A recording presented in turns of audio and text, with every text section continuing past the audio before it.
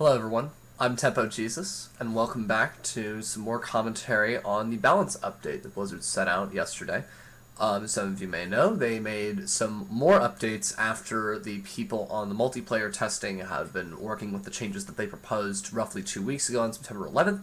So yesterday Blizzard decided to pump out some more changes, and I'm here to read them and give you guys my opinion. Earlier this month, we announced our post-BlizzCon design patch containing changes aimed at improving StarCraft 2 multiplayer. Around the same time, members of the Balance team were in Montreal to solicit feedback from top players in the World Championship Series circuit.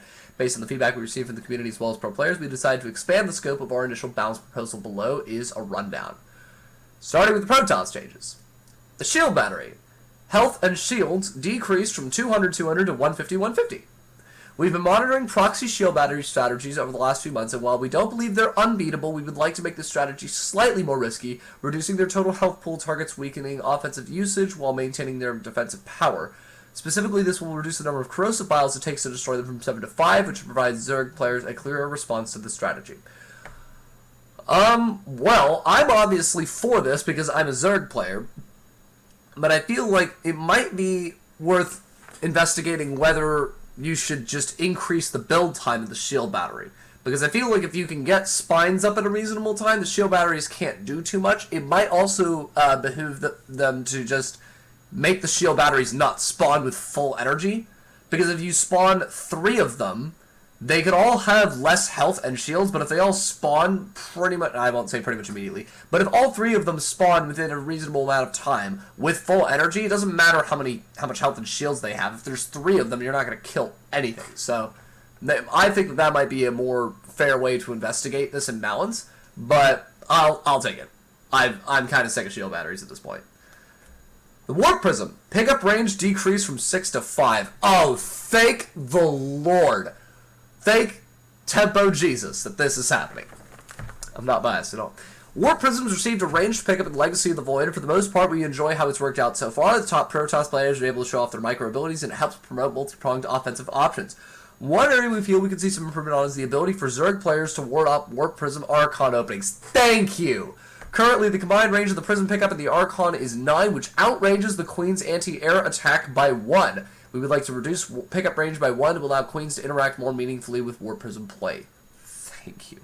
We believe this change could help open up many different potential Zerg openers, but we're mindful of the fact that Protoss players rely heavily on Warp Prism-based tactics. Thus, we'll be keeping an especially close eye on this change. I mean, this is a big change. It really is a big change. But I think it's a change in the right direction. I think that the pickup range is ridiculous now for the Warp Prism. The fact that you can just grab an Immortal or an Archon halfway across the map and just juggle them and hold off, like... You can easily hold off, like, 12 Roaches with just an Immortal, a Warp Prism, and 2 Archons. If you micro it correctly, you can totally do it. And that's insane. So, I think it's going to make it a little bit harder, and I'm totally fine with that. Prismatic alignment speed reduction decreased from 40% to 50%. Earlier in Legacy of the Void, we added a speed reduction to prismatic alignment to prevent Void Rays from overly punishing enemies fighting them. While we're satisfied with the direction we took with this change, we believe that we could achieve similar results by toning the speed reduction back a bit. Okay, fair enough. Zerg. Man, this is going faster than I thought. Zerg. Queen. Transfusion will no longer instantly heal 125 health. Instead, it will instantly heal 75 health and then heal 50 additional health over 7.14 seconds. For Zerg early game, Queens are integral when dealing with light, harass, and frontal pushes. They also provide a lot of utility with creep spread and their ability to inject larvae. We think the Queen might be a bit too catch-all of a unit right now, so we'd like to weaken one of these roles. With this change, the heal over time portion of the heal will no longer stack, weakening the effectiveness of chaining transfusions on high HP units such as other Queens. Our goal with this change is to push players towards building combat units when facing dedicated aggression while maintaining the Queen's strength against light harass. Additionally, this reduces the late game power of Queens by lowering the efficiency of rapid transfuses on units like Ultralisks and Broodlords. Okay, I'm obviously not a fan of this change. I think if you're going to do something like this, first of all, I'm looking at this 7.14 seconds. 7.14 seconds is a ridiculous amount of time. Also, it's unclear whether this whether this heal over time spell, it's unclear whether this can stack with multiple Queen transfuses. So, like, if I have a hatchery that's at, like, 300 HP, and I transfuse with 3 Queens immediately, it's going to get 225 health, And then is it going to heal 150 additional health over 7.14 seconds, or just 50 additional health over 7.14 seconds? That's a little bit ambiguous, and I really hope it stacks, because otherwise we're just getting a ridiculous nerf. I honestly feel like this is too much already, because, first of all, rip Agile Zerg. Rip Agile Zerg, because he relies on the Queen more than any Zerg I've ever seen. He's going to hate this. I know he's going to hate this. But I really don't know about this. There's a lot of circumstances that I'm thinking in my head where across things that do a lot of burst damage, you need a burst heal. For example, Liberator Harass. I can't tell you how many times I've gotten a Liberator in my base that I need to kill, and I've got like 3 queens there, and I just go under the Liberation Circle for a bit and heal myself as I take down the Liberator. And that's like the only way to do it. If I can't burst heal the same way that I could before, then the Liberator is going to take fewer hits to kill me. I mean, the fewer hits thing is going to be ridiculous. To just have 50 health of the transfuse just suddenly gone, there's going to be a lot that's... I mean, let's think about how much this actually is in terms of a reduction. 75 is 60% of 125. So it's a 40% healing nerf directly.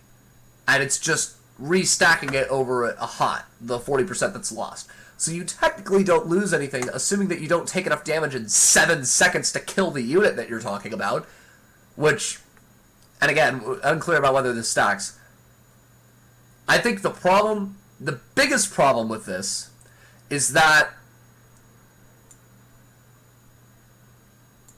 the goal with this change is to push players towards building combat units when facing dedicated aggression while maintaining the Queen's strength against light harass. So, like, when you're facing something that's like a Hellbat Cyclone push, you need Queens to kill that. You can't just use Lingbane. You can't just use Roaches. You need Queens. Okay, I can't say you can't. If you have enough of them, yes, you can. But, like, it's not as efficient to just build combat units when you're facing something like a 2-base all-in than it is to build a bunch of Queens. It makes sense to build a bunch of Queens. And having them not having as effective of a transfuse is really going to change what's going to happen during that attack. Especially against a unit like the Cyclone, which is another massive unit that I want to talk about in terms of this hot.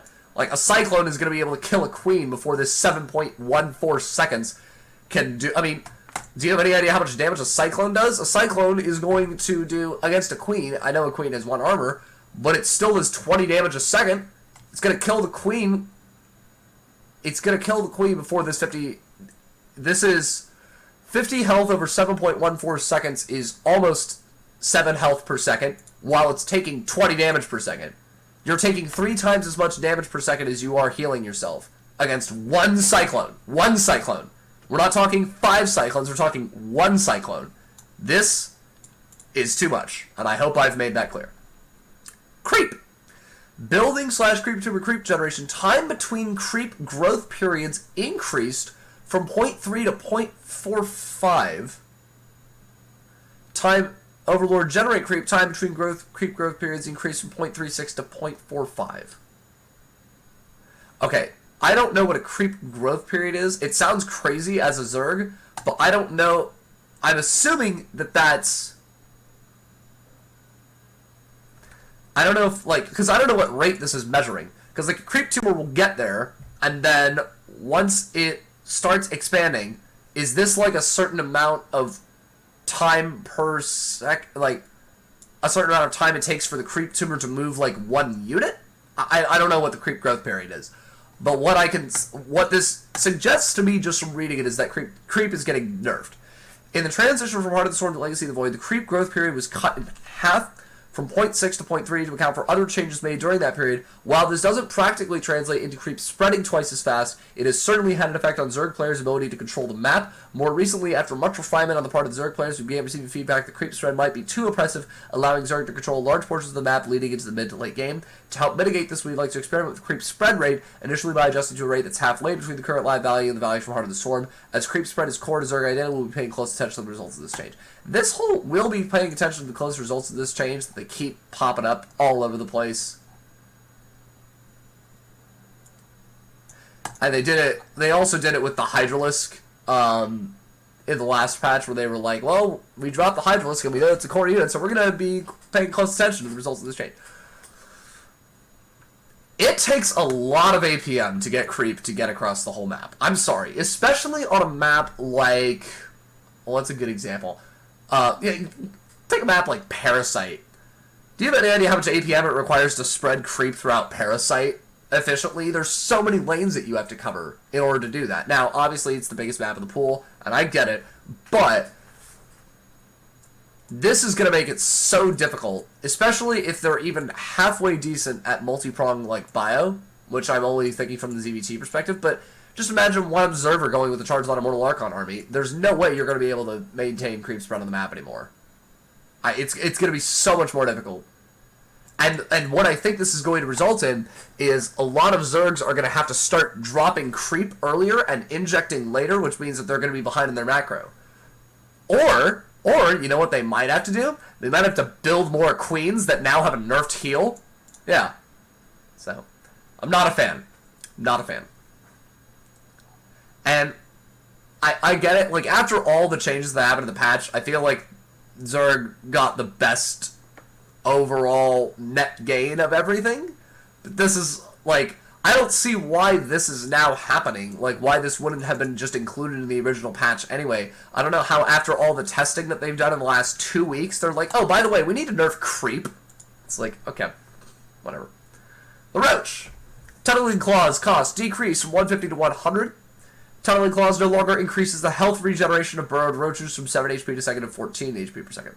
In the Zerg versus Zerg match, we see a lot of Tunneling Claws Roaches used to harass Mineralize. While we enjoy both the harass and comeback potential that this ability affords Zerg players, we've received a lot of feedback from Zerg players that it might be too good in this role. Because of the high health regeneration from the Tunneling Claws upgrade, we can take over twice the number of defensive Roaches to dislodge harassing Roaches. In other matchups, Tunneling Claws is not seen as much, and when it is used, the moving while burrow functionality is more aimed at the more valued over the additional health regeneration. This set of changes is aimed towards slightly tuning down Roach, harass, and mirror matches while increasing its potency in other matchups. I don't think this is really going to matter in other matchups. Because in other matchups, they're either going to have scans if you're playing a Terran, or they're going to have cannons if they're a Protoss. They may not necessarily have cannons, but they could have cannons for other things. I usually go Mutalisks. Well, I don't usually go Mutalisks, but I sometimes go Mutalisks when I'm playing it. Or, God forbid, they do things like Bailing drops. They're already going to have static defense in place that's going to pick up Burrow Roaches, as far as I'm concerned. I don't think this is really going to achieve the goals. I kind of get what they're trying to do, but I don't think it's actually going to achieve what they want to achieve. And I think that Tunneling Claws is going to be just as abusable in regular ZVZ, if not more, because it actually costs less. So there might be more Zergs that are going to be more inclined to use it in the mirror matchup because it costs less, which means that you can squeeze out 2 more Roaches from not having this amount of gas going into this upgrade, and you can still get the upgrade. So, Hydralisk, health increase from 85 to 90. Well, that was quick. Called it. Needle Spine's weapon speed changed from 0.54 to 0.57. Now, a lot of people might think this is not a big change. This is actually a pretty big change. Because 0.03 seconds is 1/18th of this. Right? Yes. So that means that when you have like 20 Hydras, the amount of damage you're losing over time after like 18 volleys is equivalent to that of another Hydra. So I take it back. It's not that massive a change, but we received feedback from players of all races in Montreal that they'd rather see an attack speed nerf to Hydralisk as opposed to a health nerf. By reducing attack speed instead of health, we can reduce how deadly the Hydralisk is in large armies, making it less of an all-around unit, while still maintaining its ability to fight units like Oracles cost-effectively. But can it really fight Oracles cost-effectively? Do you have any idea how many Hydras it takes to kill an Oracle? Maintaining the higher health also allows Hydras to have more back-and-forth interactions with threat like Psionic Storm. Yes, that was exactly what I thought was going to happen. I thought they were going to be like, well, we're going to nerf the Hydra, and let's hope it doesn't do anything. And I'm like, Storm is going to kill them. And they're like, oh my god, look, Storm's killing them, so let's bring this back. So, yeah. I'm happy with this. This is going to be, I think this is a better nerf than this. I would honestly think that maybe like 0.6 is fine as well. But I get maybe that would be too much. I don't care. This seems fine. I'll take it. Infestor. Infestor unit radius decreased from 0.75 to 0.625. I guess it did have a really large bubble when you clicked on it. Burrowed unit radius now matches the new unborrowed unit radius. Model scale decreased from 0.85 to 0.75. Wait, what? What? Oh, is this to compensate for the new rate? Like, are infestors literally just going to be smaller now? Okay. I guess infestors are going to be smaller and harder to click on. Burrowed unit radius now matches the new unburrowed unit radius. Okay. Oh, did they have a smaller burrow unit radius? I don't remember. Infestors can now move through units while burrowed. Oh my god, I never considered that. Can roaches do that when they're burrowed while moving? I have no idea. That's a good change. Fungal growth will no longer allow affected units to blank, tactical jump, or load into transports and buildings. Yes. Yes. That is lovely. That's just lovely. I wonder if that's also going to affect the Ignite Afterburns on the medevac. I wonder if it's going to... Will it allow Zerg units to burrow? I guess it's just... I feel like if they wanted to do, like, all the sorts of transformational things, they would have said that, but they're just doing blink, tactical jump, or load into transports. So I guess that's fine. Okay. We've heard a lot of feedback that infestors feel clunky to use, so we'd like to make a few tweaks to improve their usability. We'd also like to give fungal growth more utility by restoring some of its old functionality, allowing it to prevent certain movement abilities. I'm all for it. I think this is fine. I do feel like the infestor is a very clunky unit. It feels really weird to have them in an army. It's ridiculously difficult to get them in range for them to do anything. And then, by the time they're there, they're so fragile that they just die. So, I'm all for this. The Nydus Network. Nydus Network cost decreased from 200, 250 to 150, 150. Oh my god. Are the Nydus worms still the 50-50 cost? We received feedback that while many players like the direction of the new Nydus Network, the initial cost might be a bit too high, and Nydus all-ins are sufficiently weakened now that the worm is no longer invulnerable when tunneling. That's certainly true. Because we're also testing tuning back the Queen's transfusion ability in the same update, we'd like to see how far we can go with the Nydus Network cost reduction. This is certainly one of the more experimental changes we'd like to try out, so we'll be watching it closely to see how it plays out. 150 seems like a little bit too little gas. I think that 200 is fine. Or maybe even 150, 200, but 250 is too much. I don't know. I feel like this might be a little bit too little. And by the way, note again, one of the more experimental, so we'll be watching it closely. They're always going to watch closely. I feel like everything that they say they're going to watch closely is the things that they're going to revert. Bug fixes. Fix an issue that caused the attack animation of the Colossus to desync when exiting a transport. Battlecruiser, the ATA attack will now deal 5 damage instead of 8. Oh, did it? Oh my god. Will no longer be able to use its normal attack when using an ability. Okay. Fix a typo in the Raven's anti-armor missile description. These changes will be published to the testing matchmaking queue shortly. As always, I'd like to reiterate these changes are not final. We will be actively looking at your feedback. Thanks for trying out the new changes, and please let us know what you think on the forums or any other community sites. Okay. Overall, I don't... like...